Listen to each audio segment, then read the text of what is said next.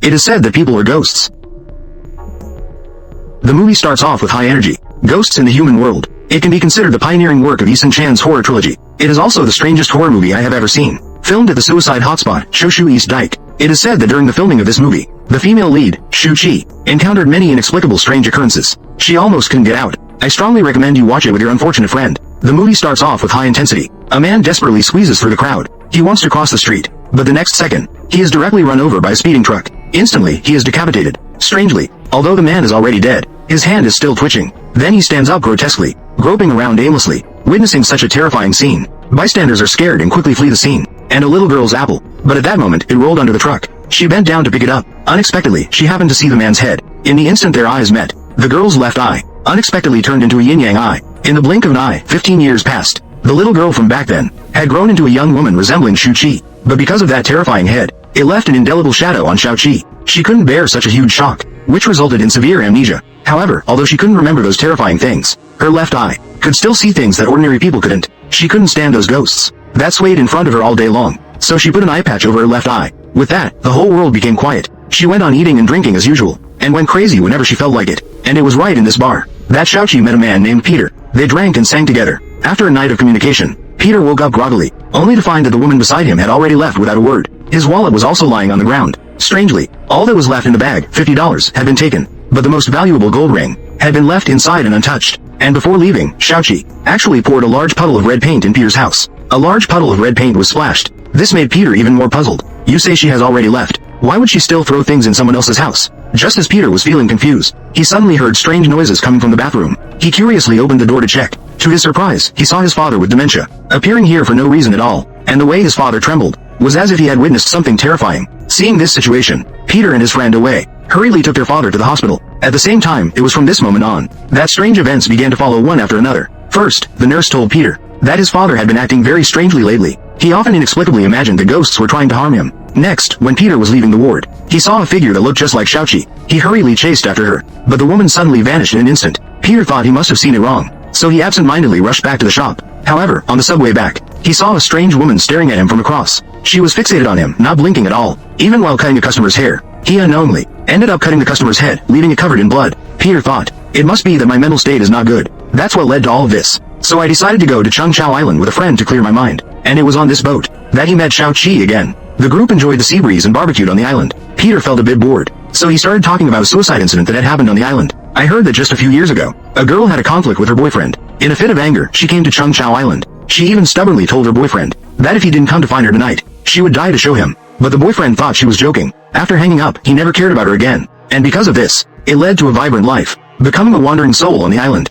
It is said that many people come here to play. Every midnight, one can always hear the girl's haunting song. The chubby girl in the group, upon hearing this, couldn't help but feel a bit scared. So she asked Shu Qi to accompany her back to the room. Peter saw this. He also took the initiative to follow along. But the three of them had not walked far. Suddenly, a song began to play around them. Missing you. Remembering old times. The days of the past. So many kindnesses. Who would have thought it would be so hard to meet again today? Who would have thought this life would not allow for more infatuation? Back in the room, the chubby girl was getting ready to go to the bathroom, and the two of them took advantage of the moment when no one was around. They were preparing to do something that no one liked to see, but they had just started, when suddenly they heard a noise coming from the bathroom. The two of them walked over in confusion to take a look, but they found that the chubby girl seemed to have changed into a different person. Chubby girl.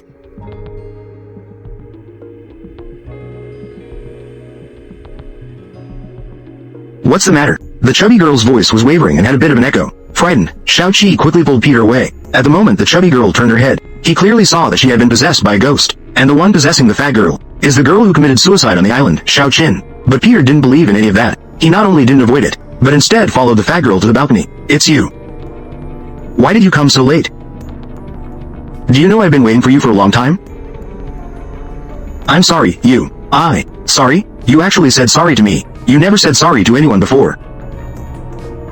Saying sorry is easy. I can say a few more words if needed. I'm sorry, right? I'm sorry. Upon hearing this, the Shu Qin possessing the fat girl excitedly hugged Peter and closed her eyes, letting him kiss her. It was clear that she was treating Peter as her boyfriend. Seeing this situation, Peter first turned to look at Shu Qi, then looked at the fat girl. For a moment, he didn't know what to do. but Shu Qi directly pushed Peter forward, and it was with this kiss that the fat girl finally returned to her original form. The two of them narrowly escaped a disaster, but they did not know Shu Qin's ghost had not left at all. Instead, it silently shifted its target to Peter. Such an exciting plot. I really want to drive to the scene and take a look. Speaking of cars, I recently got a new car. By the way, what does everyone do with their old cars after buying a new one? For me, I sold my BMW 3 Series that I had been driving for 2 years. Gwazi used cars. I didn't expect to sell it for 230,000. Gwazi uses a nationwide buyer auction model. Once the car is listed on the platform, over 20 buyers start bidding. It sold for much more than I would have at 1 or 2 offline stores. Recently, car prices have been dropping quickly. In just a year, it can lose tens of thousands. Trust me, if you want to sell your car, hurry and book an on-site appraisal with Gwazi. After this incident, Peter finally believed that Shu Qi could see the dirty things. But he did not distance himself from her because of it. Instead, he grew closer to her. They only said goodbye to each other late into the night. But when Shu Qi returned to her room, suddenly, it was as if she had become a different person. She removed her heavy makeup and replaced it with light makeup. She admired herself in the mirror. At the same time, she revealed a charming smile. It was obvious. After Shu Qin left the body of the chubby girl, she possessed Shu Qi's body again. When she wore heavy makeup, she was Shu Qi herself. When she switched to light makeup, it was the deceased Shu Qin. The reason she did this was because of Peter's kiss. It successfully moved her. That's why she possessed Shu Qi's body. She used her body to start a romance with Peter. But what Peter had to face was not just Shu Qin as a ghost. That day, he stayed in his bedroom as usual. The next moment, he was surprised to find his father, who had been lying in the hospital paralyzed and demented, suddenly appeared before him, looking radiant. He not only approached to show concern for Peter, he remembered his favorite chocolate from childhood. Peter was incredibly surprised by this, but as a ringing sound began, he was suddenly awakened. It turned out to be just a nightmare. Then, Peter groggily answered the phone. However, he received some heartbreaking news. The doctor on the other end told Peter that just 2.5 minutes ago, his father had suddenly committed suicide in his hospital bed. The manner of death was extremely tragic. This news was like a bolt from the blue. It plunged Peter into deep sorrow. But during the funeral, Peter spotted a familiar figure, so he hurriedly ran over to stop the person. At that moment, Shu Qi had already put on heavy makeup again. She had no memory of what happened last night. She was just shouting continuously, "There is a ghost following me." Just as Peter was feeling puzzled, his aunt suddenly appeared behind him. "Hey, there's something I need to tell you. I'm not sure if I should say it." "What is it?" "The night before your dad passed away, when I went to see him, I saw a nurse staring at your dad without moving. Your dad was also staring at that nurse." "What's the problem with that?" "The problem is that they looked at each other for 5 minutes. Not a word was spoken." "Do you recognize that nurse?" "Yes, I do. I just saw her. She's that friend of yours." Hearing this, Peter immediately approached Shu Qi to ask about it. He asked if she was in a hurry yesterday. Why didn't she have time to talk to him? Upon hearing this, Shu Qin, who was lightly made up, was stunned for a moment, and then hurriedly nodded her head. It was clear that she had no idea about these two things at all, but she was just trying to stay calm while dealing with Peter. But it wasn't long before Shu Qin suddenly changed from her earlier smile to a serious expression. She then got up and hurriedly ran outside. Peter thought something had happened to her, and quickly followed her. He ended up seeing her approach a boy. The boy was sitting on a stone bench, crying uncontrollably. He kept saying that his mom had become really scary. He pleaded with Peter to help him. Seeing the boy so pitiful, Peter immediately asked him to take him there. After arriving at the boy's home, the mother initially seemed normal. She warmly welcomed Peter and Shu Qin. But when Peter looked closely for clues, she instantly transformed into a different person. "What are you looking at?" Seeing such a terrifying gaze, Peter was so scared that he fell to the ground. And since Shu Qin was occupying Shu Qi's body, as a result, she gained a pair of yin-yang eyes, so she could see at a glance that something dirty had entered the boy's mother's body. "Please don't bother her, just leave."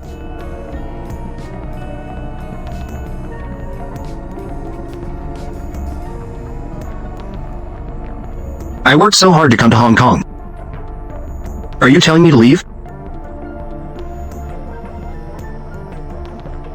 "Actually, when I arrived in Hong Kong, I realized that I was the mistress. It wouldn't have mattered if it were like this. This wicked woman, we are all neighbors. She doesn't need to tell everyone, saying that I seduced someone else's husband. I swore, if I die, I will make her take the blame. I will make her take the blame." Seeing how powerful the ghost inside the boy's mother was, Peter immediately got scared. He quickly grabbed Shu Qin and was about to leave, but the next second, Shu Qin suddenly saw again another ghost. Also took the opportunity to enter the boy's mother's body. Sure enough, not long after, a sudden gust of wind swept through the corridor. A strange smile also appeared on the mother's face, and her body also began to twist wildly. "Give it back to me." That the two ghosts possessing the mother.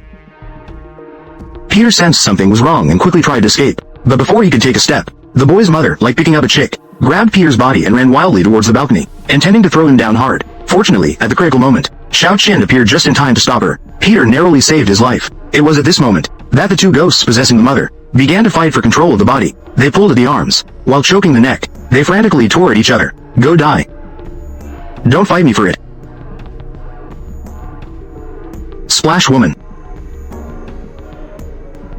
"Don't fight me for it." The two ghosts were evenly matched in their struggle. Eventually, both left the boy's mother's body. As her emotions stabilized, Peter and the others finally felt relieved. But just as they were leaving, they saw the boy lying on the ground, covered in blood. It was not until this moment that they finally understood. It turned out that the boy's mother, after being possessed by the first ghost, had already thrown her child from the high building, causing his death. The boy sensed that his mother was in danger, so he transformed into a ghost and pleaded with Peter for help. This was what led to everything that just happened. They thought that soon enough, life would return to normal. But that very night, Peter encountered something strange again. He saw his father, who was supposed to be dead, unexpectedly appearing not far away. When he rushed over, he found that his father's head had suddenly vanished. Witnessing such a terrifying scene, Peter was instantly startled. He was then abruptly awakened. That was close. It turned out to be just a nightmare. But then I thought again. I felt that something was very wrong. My father had just passed away not long ago. How could he appear in such a strange form, suddenly showing up in my dream for no reason? Thinking of this, Peter speculated. His father must have wanted to tell him something. For this reason, he came to his older brother. He wanted to know why his father had developed dementia. When the older brother heard this,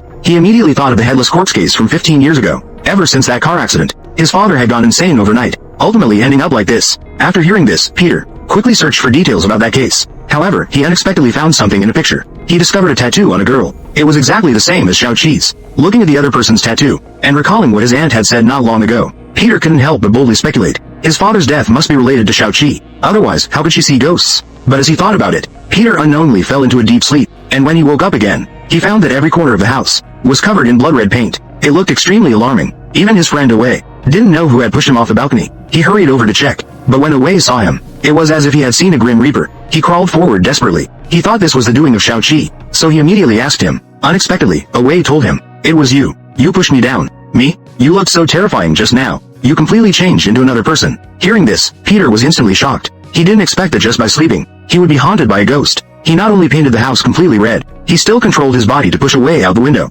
Fortunately, his house is only 2 stories high. Otherwise, Away would have surely died from the fall. At this moment, Peter was thinking, even if his father's death had nothing to do with Shu Qi, then she should have been at the scene. Otherwise, the news wouldn't have captured her. Thinking of this, Peter found Shu Qi. He asked her about the true situation of that unsolved case. But due to the passage of time, and since Shu Qi had long forgotten the previous events, the two could only seek other methods. They arrived at a man's house, and this man was the master who had once performed rituals for Shu Qi. It was also with his help that Shu Qi was not harmed by the backlash of her supernatural sight. But they hadn't talked for long, when the master suddenly exhibited strange behavior. He appeared dazed and walked onto the sofa, then slowly turned his head around. "Give me back my head." Seeing this, Peter grabbed Shu Qi and ran outside. But when they came downstairs, they turned around and saw the master right next to them. The two had no choice but to flee again. But it was just a moment. The master appeared behind them once more. Shu Qi screamed in fright. She quickly pulled Peter, and they ran wildly down the street. But this time, the ghost did not follow them, but instead possessed Shu Qi directly. By the time Peter sensed something was wrong, it was already too late. Looking at the bustling traffic in front of him, he pushed Peter away, trying to get him hit by a car. But he never expected that in such a torrent of traffic, Peter surprisingly survived. He stood in the middle of the road, constantly questioning who he really was. But the man did not respond to Peter. Instead, he directly possessed him, controlling his body. They returned to the middle of the road, allowing a truck to crash into Peter and send him flying. So he became a vengeful spirit. At the moment the truck hit Peter, in Shu Qi's mind, suddenly, memories from 15 years ago surged, and she finally learned who the ghost possessing Peter really was. He was the victim of that beheading tragedy. If Peter's father hadn't pushed him back then, he wouldn't have been hit by the truck and torn apart. The man died wrongfully and his body was incomplete. So he became a vengeful spirit, targeting Peter and his father, determined to ruin their family. But just as he was about to kill Peter, to take revenge for himself, Shu Qi, who witnessed everything, told the man the truth was not at all what he thought. It turned out that the reason Peter's father pushed him back then was actually not his intention, but because a man behind him bent down to pick up a coin and accidentally bumped into Peter's father. Father lost his grip for a moment. This is what pushed the man out. Upon hearing this, the man couldn't believe it for a long time. He had been seeking revenge for 15 years, only to find out it was just an accident in the end. Then I died very unjustly. Ha ha ha ha ha.